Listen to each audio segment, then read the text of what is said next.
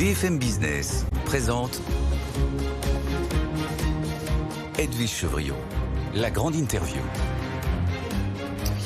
Bonsoir à tous, bienvenue dans la grande interview. Notre invité ce soir, il est vice-président du MEDEF, numéro 2 du MEDEF, et peut-être, on en parlera à la fin de cette interview, numéro 1 du MEDEF, d'ici quelques semaines. Bonsoir Patrick Martin. Bonsoir. Merci d'être avec nous. Beaucoup de questions à vous poser évidemment sur la mobilisation aujourd'hui, mobilisation dans le privé, comme vous voyez. Vous avez tenu des propos assez durs, du reste, sur la méthode de l'exécutif dans une interview dans la presse régionale qui a fait déjà pas mal de bruit. Vous jugez que le bébé est mal né, pour reprendre votre expression, et vous avez dit qu'en fait, le gouvernement s'y est mal pris. On va revenir là-dessus. Juste sur la mobilisation, plutôt une faible mobilisation, dans le privé. Est-ce que vous êtes un peu soulagé ce soir, le MEDEF ? Alors, si j'ai bien compris, une baisse de la mobilisation générale par rapport aux deux précédentes journées. Effectivement, dans le privé, d'après les remontées de terrain que l'on a, la mobilisation est extrêmement faible ou faible. Il faut rester prudent. Oui, il faut rester d'autant plus prudent que Philippe Martinez, le leader de la CGT, a tenu des propos quand même assez forts. Il a dit qu'il souhaitait des grèves plus dures. La CGT dit oui, la SFDT dit non. Des grèves plus dures, ça veut dire peut-être blocage du pays. J'imagine que pour les entreprises, c'est une épée de Damoclès. Bien sûr. Alors, faut-il se laisser impressionner ? Non. Je crois que c'est au pouvoir public d'organiser le bon fonctionnement du pays. On a vu en décembre dernier, que ça pouvait être très pénalisant. Ça ne doit pas détourner le Parlement de son travail.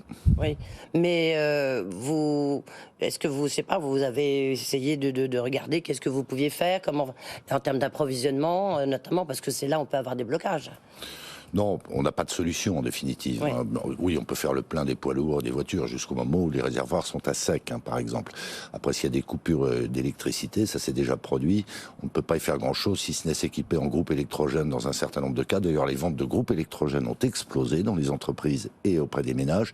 Mais voilà, il n'y a pas de solution radicale. Donc, il ne faut pas que ces situations adviennent, tout simplement. C'est ça. Donc, vous faites cette fois-ci, confiance au gouvernement. Oui. En tous les cas.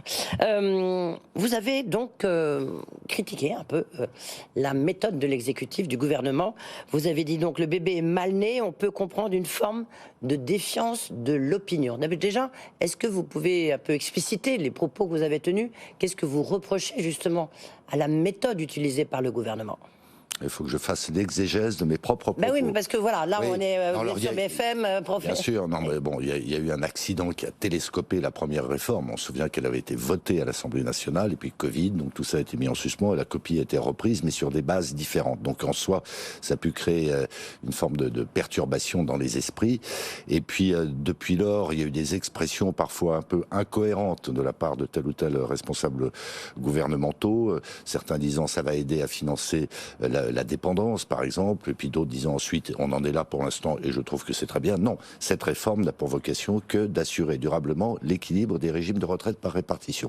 Mais voilà, ça a créé de la confusion, et je pense que, sans que ce soit fondamental, ça n'a pas contribué à la sérénité des débats et à la bonne compréhension du projet par l'opinion publique, dont les chefs d'entreprise parfois. Mais est-ce que vous dites quand même que c'est un peu mal parti ? Vous voyez, parce qu'on a appris à chaque fois c'est une réforme plus juste, on a tous entendu les éléments de langage, puis on voyait sur les femmes c'est plus juste, et puis finalement c'est les femmes qui vont être pénalisées, les carrières longues, donc il y a des injustices qui vont être réparées, mais on voit que les principales injustices, elles vont demeurer, elles sont même amplifiées par cette réforme. Est-ce que vous vous dites, c'est encore une fois la fusée, elle est mal partie après la réforme systémique? Pardon, mais je ne peux pas souscrire en tout cas intégralement à ce que vous venez de dire. Il y a des mesures de justice sociale. Typiquement sur le minimum de retraite, et il y a eu des améliorations. Souvenez-vous qu'à l'origine, c'était pour ceux qui rentraient en retraite qu'on avait 85% du SMIC garanti. Dorénavant, c'est y compris pour les personnes qui sont d'ores et déjà à la retraite. Sur les femmes, etc., bon, il y a toutes sortes de situations qu'il faut prendre en compte. Moi, j'ai pas à commenter et à défendre la réforme du gouvernement. Mais enfin, d'une manière... Vous êtes impacté au premier chef, quand même. Les entreprises, enfin les salariés et les entreprises. Bien sûr, oui. Bien sûr. Mais notre conviction est qu'il faut mener cette réforme, il faut qu'elle ait un rendement financier suffisant, et les choses se délitent un petit peu au fur et à mesure des débats. Et puis surtout, on est convaincu que ça va augmenter la capacité de production du pays. Donc, en dehors du fait d'équilibrer le régime de retraite par répartition, ça générera de la richesse, et d'ailleurs des rentrées fiscales et sociales pour les régimes publics. Et oui, vous avez dit un mot important, parce que c'est un peu l'impression l'impression qu'on en a. C'est que le gouvernement, il lâche du lest, surtout avec ce débat parlementaire qui est démarré un peu d'une façon houleuse, on peut dire ça, je crois, sans trop s'avancer. Est-ce que vous vous dites, le gouvernement est trop en train de lâcher, donc in fine, les économies réalisées, c'est quand même le but de cette réforme, les économies réalisées, elles sont au fur et à mesure grignotées parce que lâche le gouvernement. Est-ce que là vous dites ça suffit maintenant ? Oui, enfin, chacun est à sa place, mais oui, ça suffit. Oui, mais à votre place, ça suffit. D'autant qu'il ne faut pas perdre de vue que les hypothèses de départ, celles du Conseil d'orientation des retraites, sont très optimistes. Taux de chômage à 4,5%, gain de productivité d'1% par an, ce qui ne s'est pas produit depuis bien longtemps. Et on ne prend pas en compte non plus les 30 milliards de déficits cachés acquittés par l'État, donc par le contribuable, des régimes publics. Alors si de surcroît, on vient au fur et à mesure des débats avec des intentions louables, amputer finalement le rendement, et que malgré ces hypothèses optimistes, on n'équilibre pas d'ici 2027 les régimes de retraite, il faudra reprendre la copie, tout simplement. Oui, de toute manière, il faudra reprendre la copie, non ? C'est pas la dernière réforme des retraites, Patrick Martin. Non, parce qu'il y a des fondamentaux, je dirais, arithmétiques, et notamment démographiques, et puis la situation économique qui fera au fil du temps que, le cas échéant, il faudra peut-être ralentir, je n'y crois pas, le rythme d'augmentation de l'âge légal de départ en retraite, ou au contraire l'accélérer. Je suis d'accord, c'est pas un monde fini, mais on a comme une certaine visibilité sur les prochaines années, notamment sur le plan démographique. Eh bien, faisons face tous à nos responsabilités. Alors, il y a un chiffon rouge, enfin il y en a plusieurs, mais il y a un énorme chiffon rouge qui est l'index senior, dont vous ne voulez pas, le MEDEF ne veut pas, et pourtant on a un gros problème de seniors en France. C'est vraiment la particularité du système français. Pourquoi cet index de seniors, vous n'en voulez pas ? Non, on n'est pas opposé à la publication d'un index et à la sanction de la non-publication de l'index. Alors dorénavant, il faudrait que ce soit dans les entreprises de plus de 50 salariés, ça va demander un peu de travail pour chiffrer l'index. Oui. Ce à quoi on est opposé, c'est une sanction au motif que le score de cet index pour une entreprise donnée ne serait pas satisfaisant. Mais satisfaisant par rapport à quoi ? Il n'y a pas deux entreprises comparables de ce point de vue. Selon leur activité, selon leur ancienneté, selon le fait qu'elles recrutent plus ou moins de jeunes singulièrement en apprentissage. Donc, il faut à un moment donné un référentiel. C'est impossible d'établir un référentiel qui permettrait de dire qu'une entreprise est bonne ou n'est pas bonne en termes d'emploi des seniors. Tout simplement. C'est pragmatique. Oui, cela dit, déjà sur l'index senior, le fait que ça soit abaissé a priori, le seuil soit abaissé non plus de 300, mais de 50. On sait qu'avant, vous étiez battu avec la CPME pour que ça soit 300. Là, visiblement, il y a un amendement qui dit que ça serait 50. Vous l'acceptez ? Je veux dire, on acceptera la loi, de toute façon. Oui. Mais je le redis, ça va demander un peu de travail. Les entreprises de plus de 250 salariés sont d'ores et déjà tenues d'établir un bilan social, et il y a la BDSE. Donc ces informations sont déjà disponibles. Donc un peu de travail pour les entreprises de moins de 250. Sans plus, donc c'est pas dramatique, c'est pas dramatique. Mais surtout, à cette échelle, l'échantillon est non représentatif. À 51 salariés, l'échantillon est non représentatif. Je m'explique. Vous avez 3 ou 4 seniors sur cet effectif. Il y en a un qui part en retraite et il n'y a pas, je dirais, par le flux, le vieillissement des salariés qui sont déjà en place, de quoi le remplacer dans cette catégorie senior. Vous allez être pénalisé.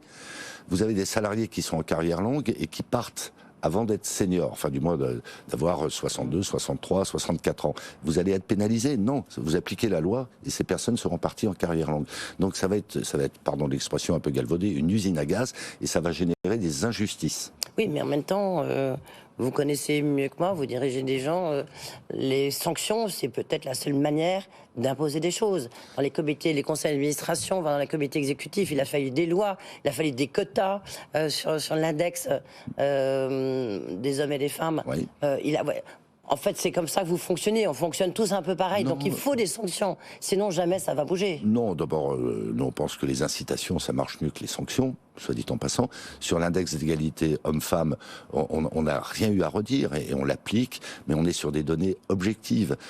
Un homme est un homme, une femme est une femme. Mais un homme de plus de 50 ans, c'est un homme de plus de 50 ans. Non, parce que vous avez une démographie et des singularités par métier qui ne sont pas du tout les mêmes. Enfin, si j'étais à la tête d'une start-up dans le digital créée il y a 10 ans, je n'aurais pas beaucoup de seniors. Mon entreprise serait pénalisée pour autant. Moi, mon entreprise qui est plus ancienne, qui est dans l'industrie, on va rappeler justement. Voilà, j'ai beaucoup moins, en tout cas, de sujets intrinsèques pour avoir d'ores et déjà des seniors dans mon entreprise, le cas échéant en recruter, parce que je suis dans des métiers pour lesquels les formations existent depuis bien longtemps. Donc vous êtes opposé à des sanctions, vous êtes opposé en fait au fait qu'il y ait un référentiel. C'est ça que... Je pense qu'il est impossible d'établir ce référentiel. C'est impossible. Et quand vous discutez avec les parlementaires, avec Bercy, avec Olivier Dussopt, c'est devenu un sujet politique. C'est-à-dire qu'à un moment donné... Ça vous échappe. À un moment donné, il faut une contrepartie, un os à ronger, un symbole, etc. Mais opérationnellement, ce sera impossible à mettre en œuvre. Qu'est-ce que vous êtes... vous êtes en train de négocier en ce moment autour de ça, j'imagine. Enfin, c'est au Parlement dorénavant. Donc nous, oui, on a des sollicitations, on fait des suggestions, singulièrement sur l'emploi des seniors, pour voir comment on peut bonifier le dispositif. On est conscient de nos responsabilités. On est tout aussi conscient qu'un certain nombre d'entre nous n'ont pas assumé ces responsabilités jusque-là. Donc on se doit d'être force de proposition. Et on l'est. Il y a un amendement MoDem, justement, puisque vous parlez de discussion au Parlement, qui serait sur la modulation des cotisations en fonction des résultats de l'index. C'est acceptable pour vous ou pas? Non, je reviens à mon point de départ. L'index n'est pas pertinent. Il est impossible à établir. Impossible à établir. Donc, qu'il y ait des modulations, ça n'a pas de sens si l'index lui-même n'est pas pertinent. Bon, après, il y a eu d'autres propositions. Je pense à celle de Franck Morel pour dire on pourrait moduler les niveaux de cotisation en fonction de l'âge. On pourrait avoir des dispositifs d'incitation au recrutement de seniors, comme on en a dorénavant. Et c'est bigrement efficace pour le recrutement d'apprentis. Donc voilà, c'est des sujets qui peuvent être ouverts. Mais il ne faut pas qu'on parte dans des dispositifs qui, opérationnellement, ne sont pas possible. En fait, il y a une responsabilité des entreprises, non? Énorme par rapport à la situation actuelle. Il y a une responsabilité des entreprises. Les dirigeants. Oui, mais l'entreprise est responsable de beaucoup de choses, et si on écoute les uns et les autres, est responsable de tout. Et on assume nos responsabilités sur l'environnement, sur la parité, sur l'insertion. Enfin, on a quand même des résultats qui sont en nette amélioration. Donc oui, l'entreprise est prête à assumer un certain nombre de responsabilités.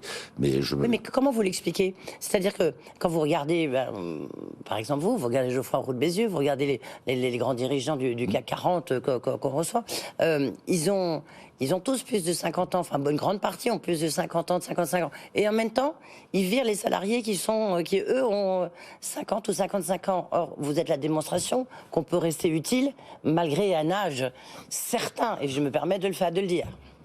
C'est gentil. Alors, il ne faut pas en faire une généralité. Il n'y a pas eu de pratique systématique d'éviction des seniors. Il y a les pré-retraites quand même. Il y a des pré-retraites. Dans bon nombre de cas, c'est d'un commun accord avec les intéressés. Et c'est vrai qu'il y avait des dispositifs parfaitement légaux qui le permettaient. Bon, disons les choses, avec une rupture conventionnelle, le fait pour un senior de pouvoir être indemnisé au chômage pendant 3 ans, moi je l'ai fait, hein, je l'avoue, mais c'est légal, donc j'ai aucune restriction à l'avouer. Bien sûr qu'il va falloir qu'on se remette en cause, mais je vais vous dire, derrière tout ça, il y a une donnée beaucoup plus fondamentale qui n'a rien à voir avec la loi, c'est que de toute façon, de par la démographie, on va avoir de plus en plus de tensions de recrutement. Donc les seniors, si d'aventure on les a mal considérés, mal accompagnés jusque-là, de toute façon, on va en avoir besoin. Donc, immanquablement, du fait du report de l'âge légal de départ en retraite, et par nécessité, parce qu'on va avoir besoin de main-d'œuvre qualifiée, on gardera plus longtemps les seniors. Oui, cela dit, je crois que je me demande si c'était pas même Geoffroy Roux de Bézieux qui disait ça. Aujourd'hui, il y a un problème, parce que il y a, pardonnez-moi cette expression, parce que ce sont des salariés, il y a un stock de seniors très important aujourd'hui. Et donc, on va avoir du mal à le gérer à court terme. Alors, je m'en veux, je n'ai pas entendu ce qu'a dit Geoffroy Roux de Bézieux. Non, mais ce que je veux dire, c'est que petit à petit, il y a un flux de seniors, et qu'effectivement, comme vous dites, il y a une pénurie de recrutement, donc là, ça va s'étaler. Mais qu'au jour d'aujourd'hui, avec la réforme qui arrive, il y a une espèce de stock de seniors très important qu'il faut pouvoir gérer. Oui, et singulièrement les baby-boomers. Hein. Oui, c'est pour ça que j'évoquais les tendances de fond démographiques. Oui, il va falloir les gérer. C'est pour ça qu'il faut se laisser un peu de temps, il faut être très volontariste, il faut que les DRH, il faut que les dirigeants d'entreprise se remettent en cause sur les sujets de formation, sur les sujets de pré-retraite progressive, sur le sujet d'aménagement des postes de travail. Oui, c'est un effort qu'on n'a pas suffisamment fait, on va devoir le faire, et donc chacun supportera sa part de la réforme. Il y a, dans le cadre de ce débat, toujours, il y a un amendement qui a été déposé par la majorité sur la rupture conventionnelle. Vous pourriez avoir une hausse de la cotisation patronale. Vous dites quoi? Hors de question? Bah oui, hors de question. Enfin, c'est un dispositif qui marche bien, qui, je le rappelle, à l'origine avait été proposé par le MEDEF, Laurence Parisot, et on voit le nombre de ruptures conventionnelles qu'il y a à travers le pays actuellement. On voit en contrepartie la baisse spectaculaire du nombre de contentieux prud'homaux. Enfin, il y a aussi le barème Macron qui a contribué. Donc pourquoi finalement altérer un dispositif qui marche bien? Tout ça pour avoir des rentrées de l'ordre de 200 millions d'euros par an. Je pense que c'est prendre un risque et que c'est cher payé, tout simplement. Sur la question maintenant, vous voyez, il y a beaucoup de questions, hein, pardonnez-moi, mais c'est vrai que sur la question de la pénibilité, pour l'instant, ça bouge pas. Ça reste sous les radars de la politique et du débat à l'Assemblée nationale. Vous poussez un ouf de soulagement? On reste très attentif parce qu'on le voit bien d'heure en heure, les choses évoluent. Moi, je veux pas prononcer de communiqué de victoire ou au contraire de défaite avant l'heure. Attendons le terme des débats parlementaires. Mais c'est vrai que sur la pénibilité, on avait obtenu du gouvernement le retrait de 3 critères qui eux aussi étaient horriblement difficiles à calculer. On ne souhaite pas qu'ils soient restaurés. Sinon, on est dans une vague de publication de résultats. Donc, on a eu BNP Paribas, aujourd'hui plus de 10 milliards quand même. Demain, ça sera Total. Quand j'ai reçu Patrick Pouyanné à Davos, il disait évidemment que les résultats allaient être assez spectaculaires. C'est sûr. Revient donc sur la table la question du dividende salarié. C'est un souhait de Bruno Le Maire, le ministre de l'économie et des finances, qui veut imposer le dividende salarié. J'ai reçu beaucoup de dirigeants à qui je posais la question, qui disent bah oui, mais enfin on a déjà, ça s'appelle intéressement, participation, on galvaude les mots en parlant de dividende. Quelle est votre position alors, vous en tant que chef d'entreprise, et puis bien sûr en tant que numéro 2 du MEDEF? On pense déjà que corréler une prime, quelle qu'en soit la forme, au dividende, c'est une aberration. Au résultat, ça peut s'entendre, mais au dividende, pourquoi le corréler au dividende? On verse des dividendes aux salariés, donc aux actionnaires, donc on verse des dividendes. Oui, mais surtout il y a des super profits. Oui, mais enfin, mécaniquement, ne serait-ce que par l'application de la formule de participation légale, hein, sans même qu'elle soit dérogatoire et donc meilleure, le versement, le montant de la participation aux salariés augmente quand les résultats augmentent. C'est mécanique. Dans les entreprises qui ont un accord d'intéressement, j'allais dire même principe, même punition. Essentiellement, ces accords d'intéressement, même si la formule est moins rigide que celle de la participation, prennent en compte les résultats, ou intégralement dans bon nombre de cas. Donc mécaniquement, les versements aux salariés augmentent de la même manière. Donc on est bien normal nous-mêmes de définir ce qu'on appelle le dividende salarié, et un certain nombre de nos interlocuteurs au gouvernement ou au Parlement, eux-mêmes ne savent pas trop ce que c'est. C'est un sujet, comme vous le disiez tout à l'heure, c'est un sujet qui est devenu politique finalement, qui vous échappe. Oui, mais ce dont on est conscient également, c'est que toutes les entreprises ne se sont pas encore appropriées, je dirais, la boîte à outils, intéressement, participation, prime de partage de la valeur. Et donc, au même moment où on sait qu'on doit attirer et fidéliser des talents, il n'est pas illogique que spontanément les entrepreneurs s'emparent de ces outils-là. De là à ce qu'on leur impose, avec des formules là aussi qui ne correspondent à aucune logique économique et qui circonstanciellement peuvent donner des résultats aberrants, non. Vous avez vu peut-être, ça veut dire que le prochain président du MEDEF, il aura du pain sur la planche, mais on va y revenir. Juste encore une autre information qu'on a appris en fin d'après-midi, c'est l'INSEE. Note de l'INSEE, plutôt bon chiffre, dans le sens où la récession s'éloigne.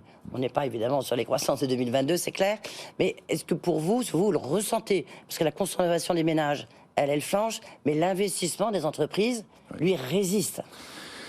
L'investissement résiste.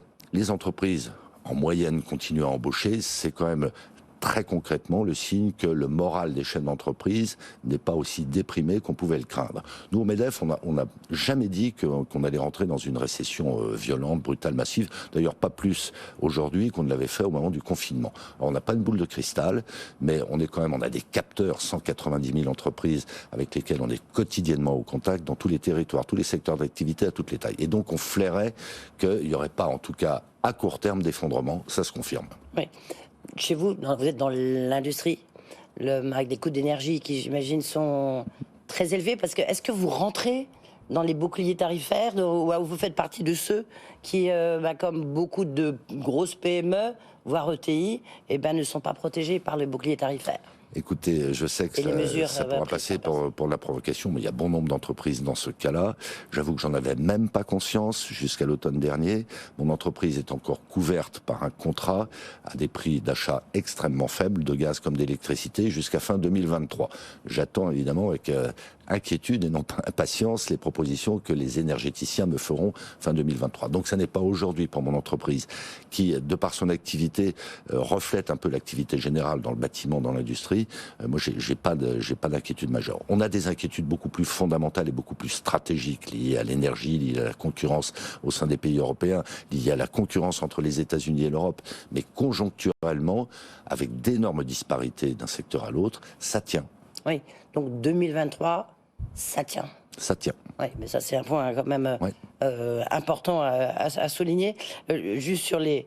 Vous dites que les investissements se maintiennent. Augmentent même, oui. Vous parliez de la concurrence, notamment des États-Unis. Bruno Le Maire est en ce moment à Washington pour essayer de défendre un peu la position française face aux pays européennes, face à l'IRA, cette arme fatale américaine. Est-ce que, quelque part, vous dites que l'Europe est en train de scier la branche sur laquelle elle est assise? L'Europe serait bien inspirée déjà de s'accorder, et singulièrement la France et l'Allemagne, sur l'énergie. Il y a des stratégies complètement disparates. Et de plus en plus divergentes, on l'a vu encore il y a quelques jours. Non mais on compte sur le gouvernement en particulier pour que de manière beaucoup plus claire et durable, l'énergie nucléaire soit reconnue comme une énergie décarbonée. Pardon de rentrer dans les détails, mais le fait qu'en l'état de la taxonomie européenne, le nucléaire soit considéré comme une énergie de transition alors que les cycles dans le nucléaire sont quasiment centenaires et qu'il va falloir attirer des dizaines de milliards d'euros d'investissement, qui ira mettre de l'argent sur une énergie considérée comme transitoire jusqu'à quand?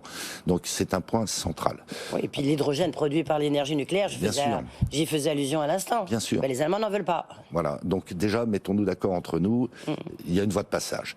Après, avec les Américains, disons les choses, le combat est très rude. Les Américains, le gouvernement américain, actuellement, en France, je ne sais pas si c'est vrai dans d'autres pays européen, fait de la prospection auprès de petites entreprises industrielles françaises en les encourageant à venir s'installer aux États-Unis du fait de l'IRA et du fait du prix de l'énergie. Ça n'est pas très, élégant de la part des Américains. C'est très bien que Monsieur Le Maire fasse entendre notre parole là-bas. Vous pensez que ça servira à quelque chose? Comment on a repéré? Oui, mais ça on le sait. Mais... Alors, dépôt des candidatures, c'est dans un mois au MEDEF? Ça doit être le 6 mars. Oui, c'est donc dans un mois, un jour. Ouais. Il y aura beaucoup de candidats? Je l'ignore, puisque par définition, personne n'est déclaré. Ouais. Non, mais vous pouvez déjà imaginer, il y a des noms qui circulent. Il faudrait qu'il y ait plusieurs candidats. Nous sommes libéraux, nous prenons la concurrence et la compétition. Donc, et il y a des sensibilités diverses au sein du MEDEF. Il faut qu'il y ait plusieurs candidats. Et le profil idéal, ça serait quoi? Alors... Un industriel, d'une ETI? Non, alors un industriel, pourquoi pas. Mais je pense que, compte tenu des circonstances qu'on vient d'évoquer et des défis que nous avons devant nous, il va falloir, comme on l'est sous le mandat de Geoffroy Roux de Bézieux, il va falloir être très collectif. Donc je veux dire par là qu'il ne faut pas que certains aient le sentiment qu'un secteur d'activité l'emporte sur les autres. Après, il va falloir maîtriser cet environnement compliqué qu'est le MEDEF. On parle du MEDEF lui-même, mais il y a toute notre implication dans les groupes de protection sociale, à l'UNEDIC, etc. Donc il va falloir une certaine connaissance, dans l'idéal une certaine maîtrise de tous ces rouages. Et puis, je crois qu'on a changé d'environnement politique, économique, géopolitique, et donc il va falloir probablement aller plus loin encore que de l'affaire remarquablement Geoffroy sur un certain nombre de sujets de fond. Vous connaissez les rouages, Patrick Martin, de l'organisation? Alors, voilà, en contrepoint, vous allez me dire, ça ressemble à quelqu'un, mais ça peut ressembler à d'autres. Oui, je connais les rouages de l'organisation. Moi, je suis passionné par le MEDEF, pour tout vous dire, étant précisé que ce sont des fonctions bénévoles et très prenantes. Donc, si on n'est pas passionné, il ne faut surtout pas y aller. Voilà, c'était Patrick Martin, numéro 2, je vous rappelle, numéro 2 du MEDEF, vice-président du MEDEF et a priori candidat à la succession de Geoffroy Roux de Bézieux. Merci beaucoup d'être venu, oui, je dis à votre place. Merci beaucoup d'avoir été ici dans la grande interview. Dans un instant, vous savez Tech & Co, bien sûr, mais vous pouvez réécouter, écouter en replay ou sur le podcast de BFM Business, bien sûr, l'interview de Patrick Martin. Demain, c'est Jean-Dominique Sénard, le président de l'Alliance de Renault-Nissan, justement, qui sera mon invité. Et je voulais vous dire qu'il y a beaucoup de questions à lui poser. Est-ce que Renault existe encore et comment? On verra ça demain. Bonne soirée.